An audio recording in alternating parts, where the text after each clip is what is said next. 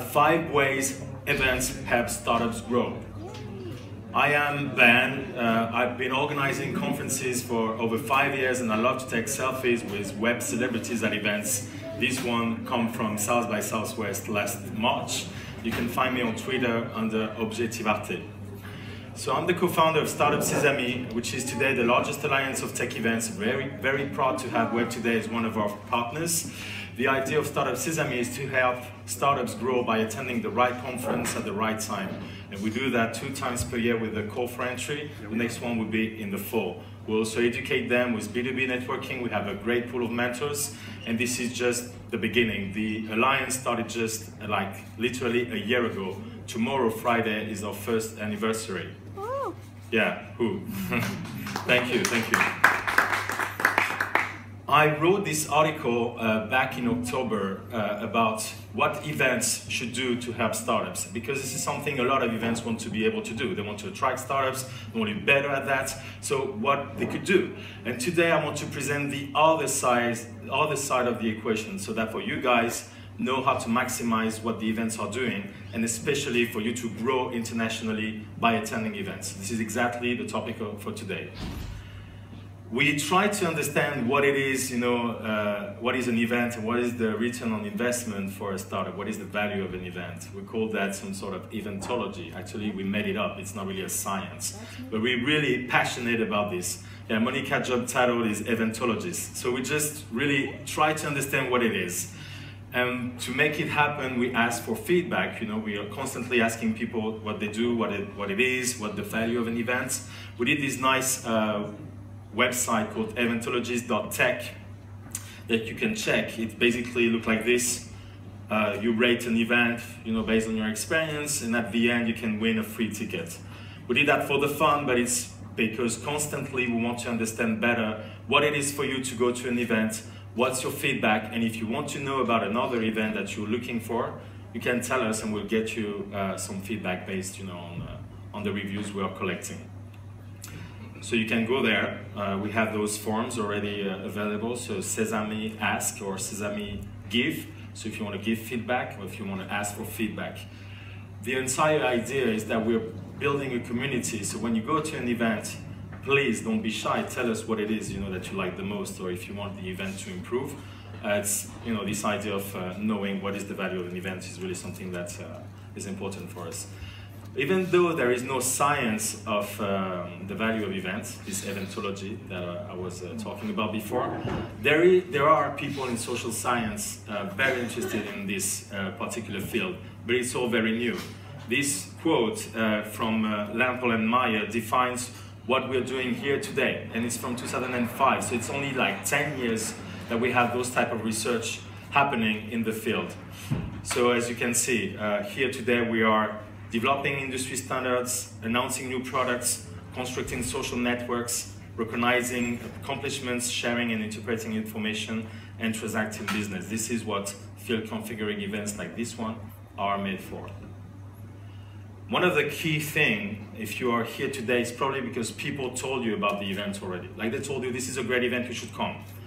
Up to 80%, the main reason for someone to go to an event is actually word of mouth. The first factor, the first reason, up to 80% of the decision is made because of word of mouth, what people are telling, the recommendation that they have. And I want to share an anecdote with you. Yesterday morning, I was having breakfast in Paris with Patty Cosgrave, who is the organizer of Web Summit. So Web Summit, 50,000 attendees in Lisbon this November. They already have 32,000 registered.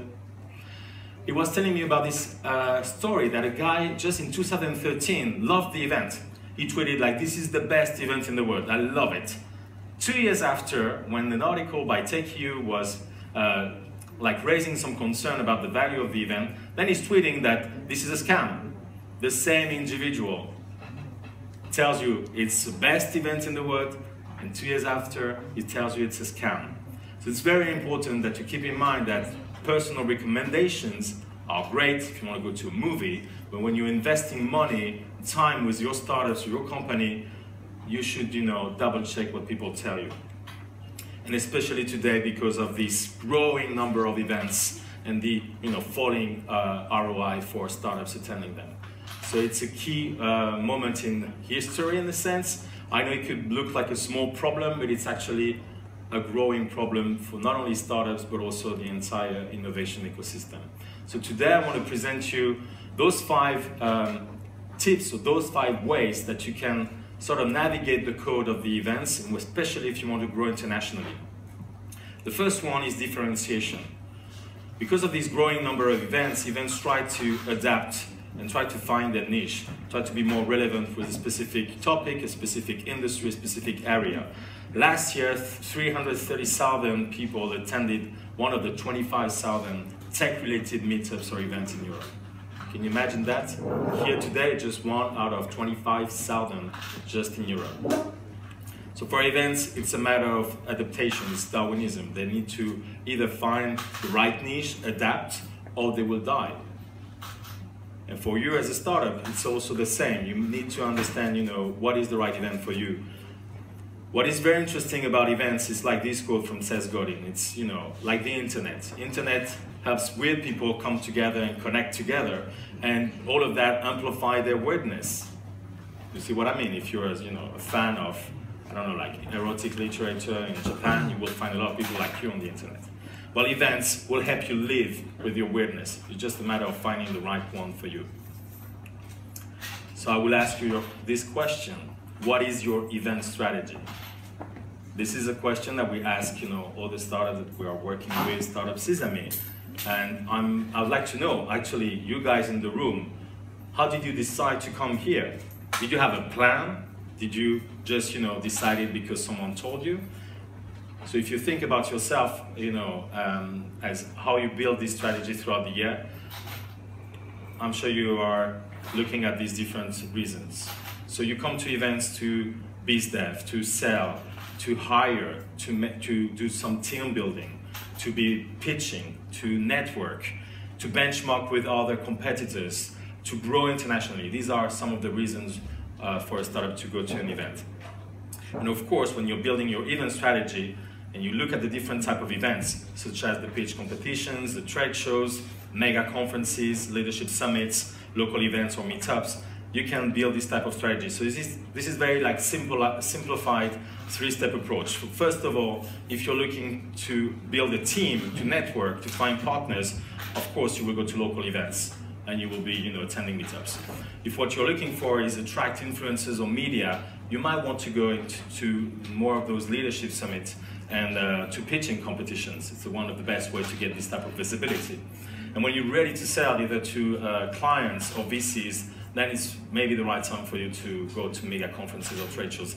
This is like another view. Of course, it's a lot more personalized.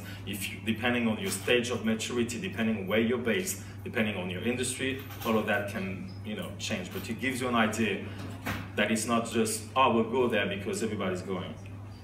So know yourself and choose wisely. The second thing that you have to keep in mind is the ecosystem. So events trying to be the best, they connect with the local ecosystem and they become a platform for, here in Nantes, the local ecosystem is like visible. It's a great place for entrepreneurs based here to connect with other people. So the event wants to bring international or other cities to their event to sort of thrive, makes this local ecosystem thrive. So what it means for you as a startup. We are looking at 13 different cities, 12 different countries, and we're just starting to understand all the differences between what it is to run an event in Stockholm or in Helsinki or in Barcelona. There's a lot of different things happening through Europe. One way for an entrepreneur, for a startup to be sort of part of the ecosystem and gain visibility is to run a meetup. You can have the local chapter of, let's say, that JavaScript meetup or this HR meetup that is so important in London. Bring it to your city. You can help event organizers. This is something that I assure you, is the best way to get the attention of people who are building the system in their city. Another way to do that is follow roadshows. Events are doing more and more roadshows. They want to be visible in 55 cities like Paris Summit did last year. So you just have a look where they are. When they come to your city, get to meet with the organizer, and back to the beginning, help them. If you can bring some speakers, if you can connect them with some interesting people.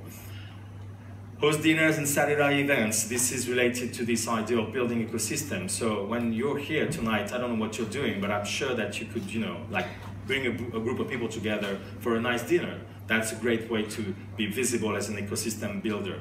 So be a connector for ecosystem builders, for me, is like one of the key things for any entrepreneur to look at if you want to raise your profile internationally. That when people want to come to your city, they know that you are here. You're one of the people who can help. And when you do all of that, of course, you can go to international events, maybe smaller ones. If you go to Digitalk in Bulgaria or Webrazi in Istanbul, you'll be part of the small international crew. So you get to know very interesting people just because you're already building ecosystem and you already know where you want to be and the reason why you're there. To be able to do all of that, you have to learn a lot about networking.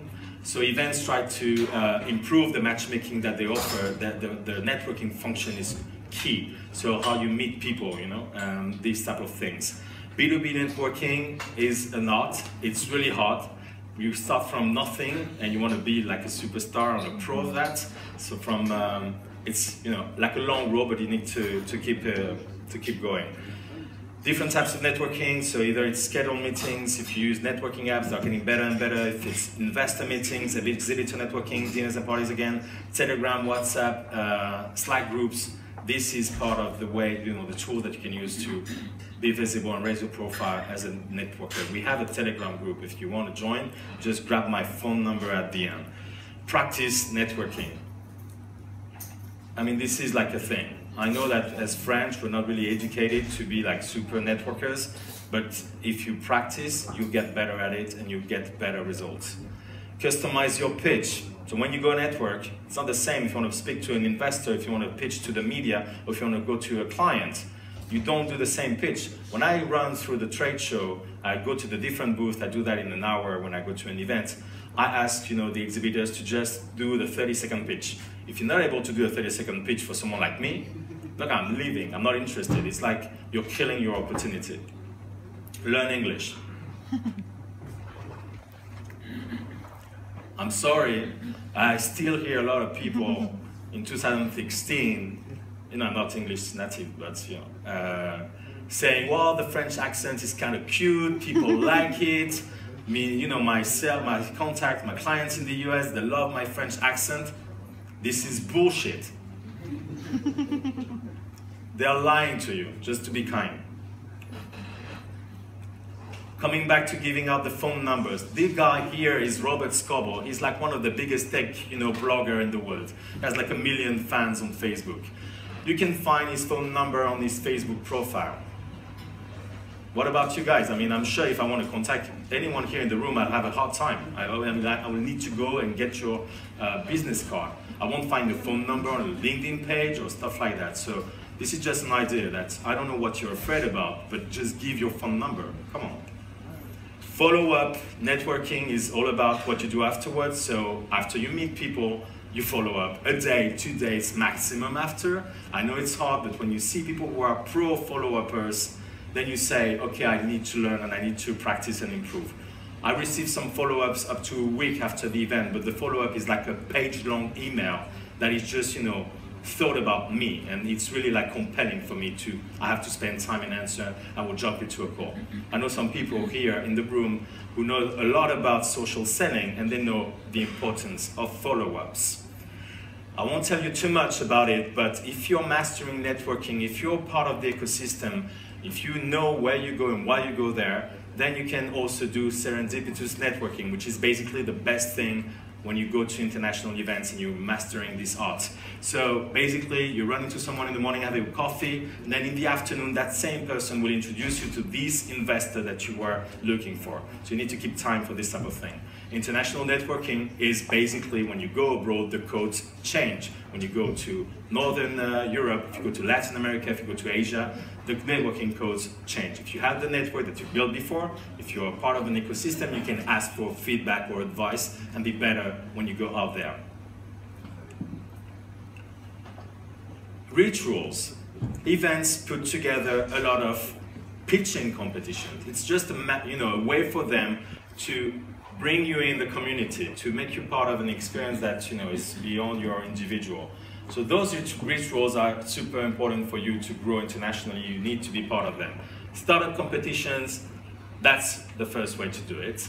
If you want to pitch here in Finland, you get, inside a hole in ice, ice drilling, a hole drilled in the ice, and you pitch as long as you can, stay in the water. If this is not a ritual, I don't know what it is. Awards, the Europas were just a few days ago. It's part of the game. You need to be applying to awards. After a year and a half, 2 years, please have someone in your team in charge of that, applying to different type of awards or startup competitions. There are more and more European initiatives. I have my own opinion about their value, but of course, when you get ready to that point, you want to be part of that story, that ritual. Today, you need to be part of these European projects. I can tell you more information if you want afterwards about this. Mentors, but that's also a ritual. I'm sure you have some if you'll be part of some acceleration program, but get some mentors to go internationally. It will help you raise your profile, and when you're ready, be also yourself a mentor and give back. The last but not least, my favorite one, hustling. All you guys here, I'm sure you're hustlers, like you're working 24/7 to build your company and to become more and more relevant. When it comes to events, when it comes to international growth, I want to give you 5 tips out of a list of 10 that you can find on some articles that we wrote already to hack the event. This is my top 5 for today. First one, super easy, however super useful.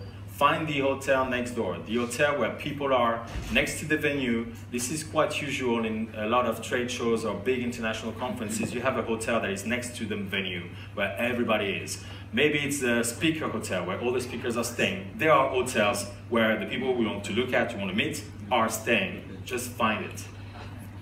Steal a wristband. It's been commented that people hate and love this thing. I don't know, these wristbands are not really useful, but when you go to different events, I mean, it's useful, but you don't have different colors of wristbands. You will see at some events that you have 5, 10 different wristbands. The guys on this picture over there, I don't know if you see them properly, but they are super happy to attend the NASDAQ Green Berlin at the Web Summit because they stole the wristband. And having that wristband gave them access to some, networking parties and stuff like that. So don't be shy, go with a sparring partner, and while one is speaking, get one wristband. Hack the hashtag. I was talking with the team this morning, we're not tweeting enough. You need to be part of the conversation on social media. So you start 2 weeks before the event. Leading up to the event, you intensify the number of tweets, you interact with people. It's very easy. The event puts a hashtag for you to make it happen. Don't be shy, use it intensively. If you don't tweet 2, 3, 5, 10 times per hour, you're not doing this. Fourth, very interesting one, niche media. So get the press list, either by yourself, by your PR person, from a friend who is a journalist working at one of the media that you're connected because of all the other things that we were discussing before.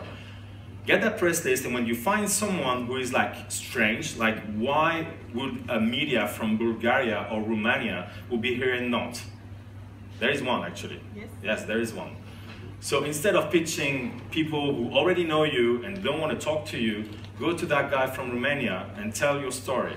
I'm sure we'll be very interested about your story, a lot more than people who already know you, or obviously the Financial Times or Wall Street Journal or Bloomberg that don't care about you. The last one, and that's the one I practice the most, is squatting. I found the media lounge, the speaker lounge, and I get my way in. It's not so hard. You just need to have a little bit more confidence. But when I get there, I don't move. I just stay. It's the thing because everybody's there.